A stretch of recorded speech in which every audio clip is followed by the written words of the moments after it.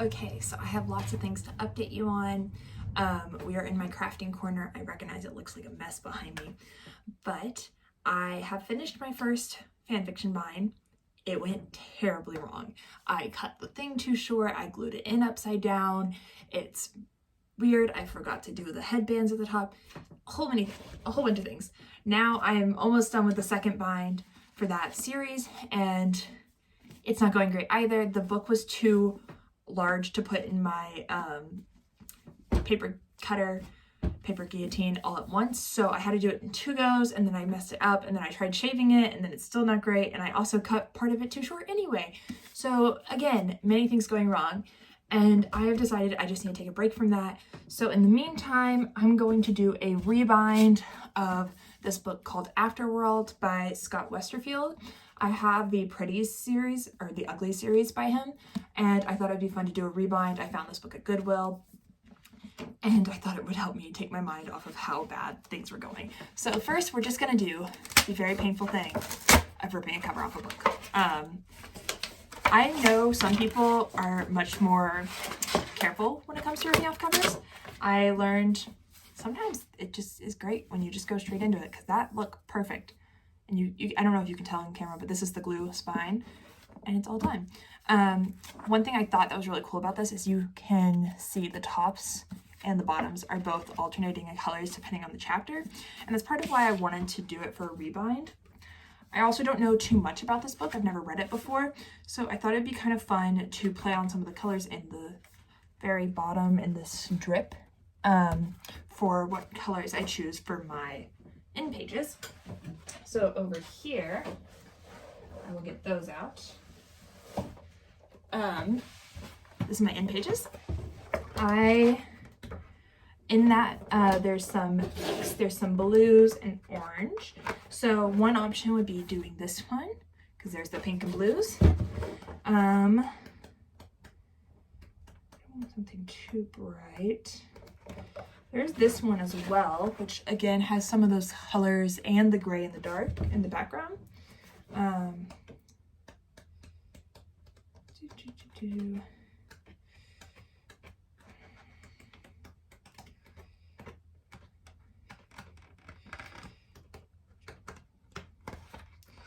then there's this one, which is a fun pattern of those colors. So I think I'm actually going to go with the more bold color or pattern, and we'll just see how it goes.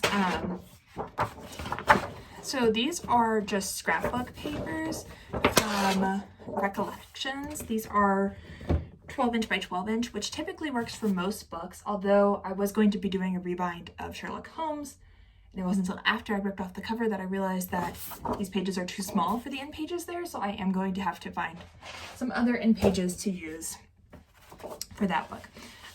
But this one, the book itself is fine if I just fold these pages in half. One thing I'm going to do is make sure that I'm folding my end pages in the same direction, because I'm using the same end page twice. If they were different ones, it wouldn't matter, but seeing as they are the same, it does matter. And I'm just going to use my bone folder to fold those in half. So, one done. Like that. And now the other one.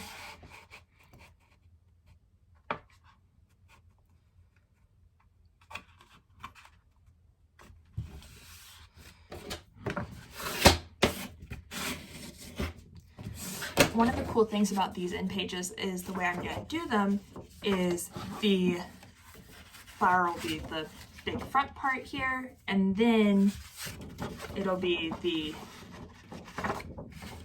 back part here. So when you open them up just this way, you will actually see the full image. Make sense? But as you can see, they are definitely quite longer than the book.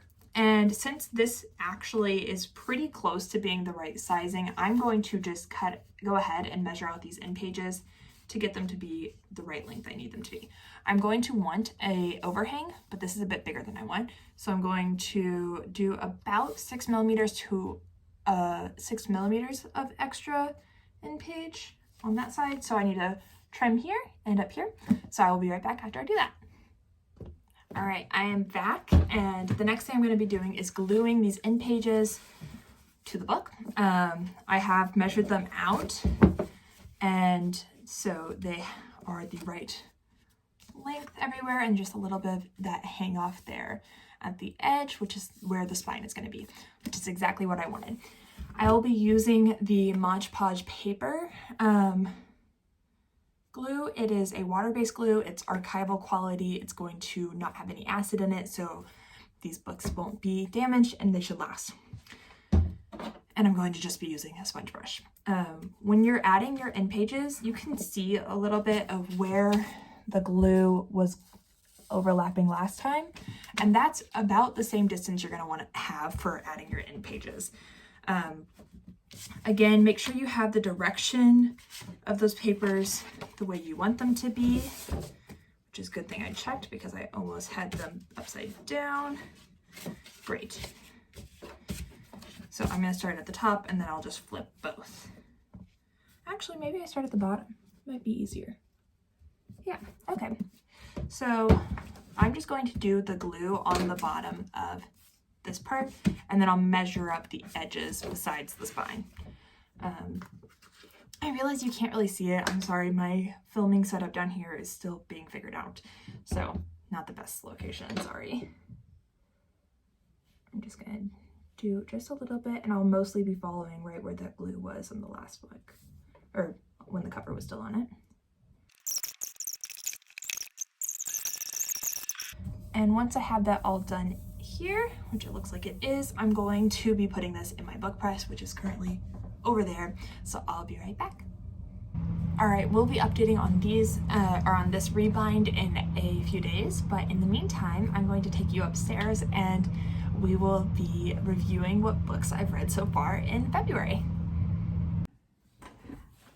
All right, welcome to reviews for February. We're going to be going in order of the books I've read. I've read 6 books so far this month, and it's a little bit slower of a month for me, but I'll review the books. I'll talk a little bit about if I've met some of the authors, which I've met one of them, and I'll talk a bit about how I found these books. The first book is The Second Chance Year by Melissa Weisner. It's a romance book, came out in 2023, 314 pages. I read it in a day, and I counted it as a 4-star read.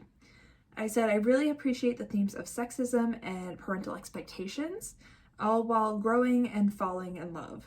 Sadie's second chance at life reminds us all to be grateful for what we have, and that what we think we may want may not be correct. I'm excited for the next book by this author, and I did spray paint the edges, and I got a chance to meet the author, and when I did, she gave us some postcards, which are so fun, with caricature art for the main characters in this book. So, Second Chance Year, 4-star read. I actually ended up taking a break to go eat some lunch, but now we're going to go into the second book I read so far this month, which is I Hope This Doesn't Find You by Anne Liang. It's a YA romance, came out this year, actually this month. It has 309 pages. I read it between the first and the second, and I rated it also 4 stars. I said that Sadie and Julia have a cute relationship that reminds me of how competitive I was as a kid, and I appreciate seeing how Sadie starts to work through her people-pleasing ways throughout the book. I also was a little surprised by the mom's reaction to some things in this book, mostly just because it's not at all how my family would have been, but I still really enjoyed the book, and so this was a 4-star read. The next one is This Time It's Real, also by Anne Liang. I had started reading this in January but didn't finish it until the 2nd. It's 337 pages, also was a 4-star read. I felt like this was a quick, cute read. I really appreciated Eliza's struggle with having a place that feels like home because she moved around so much. And Kaz and her make a cute couple. I wish there had been a little bit of an epilogue to see more about how their story played out. If you read the book, you know there is a conflict, and I felt like an epilogue would have wrapped it up a little bit nicer, but I did really enjoy it, so 4-star read. You can see I'm flipping through my review sheets so I can read what I thought. The next book I read was Love Redesign. This one took me a day to read. I read it between the 4th and the 5th. It's 519 pages. It's by Lauren Asher. She wrote the Dreamland Billionaires series, and this is her first book of the Lakefront Billionaires series. There is one little overlap part in there, so you don't have to have read the Dreamland Billionaires, but if you do, you get a little insight there. I rated this as a 4-star read. It is a romance book. Julian and Dahlia are such a cute couple. This book is predictable, but it meets the brief. It's a small town romance / frenemies to lovers, and the tropes are exactly what I wanted to read out of this, so go into it knowing it's going to have some tropes and be very trope heavy, but if you do that, then you can enjoy it. I would say the only reason it's not 5 stars was just because it was very predictable for me. I will probably continue the series because I think the second book in the series is coming out this year. But yeah, I also am just a fan of a Lauren Asher book sometimes, because sometimes you just want to read a trope, and this will fit that brief. The next book I read this month was Bride. I had pre-ordered this book and was really happy when it came. I love how it looks with the shininess, which is really cool. It's by Ali Hazelwood, which you can see I have The Love Hypothesis right there, but I actually have every book Ali Hazelwood has written, and I had not initially planned on pre-ordering this, but then I decided to because Omegaverse is not my typical forte. I'm not normally a big fan of it, even though I like paranormal romance, but I really loved this book. This was a 5-star read for me. It is 396 pages, came out on the 6th, and I read it on the 6th. I said that I love that even when Lo wants to protect Misery, he recognizes that she is really strong in her own right, and this just confirmed that Ali Hazelwood is one of my favorite authors. I really love how she writes such smart women. I love it. Also, I just think her story is really interesting as an author. So, Ali Hazelwood, Bride, 5-star read. And the last book I have read so far this month is Courting Samira. This is a romance book that came out last year. It's 315 pages, and it's by Amal Awad, I think? I don't know how to correctly pronounce her last name. But this was also a 5-star read for me, and I read it in a day. I got it as a Valentine's Day gift because I had specifically sent a list of books I was interested in, and this was one of them, and I got this one and one other book, but this is the one I've read so far. I felt like it was super cute and showed a minority perspective that I love.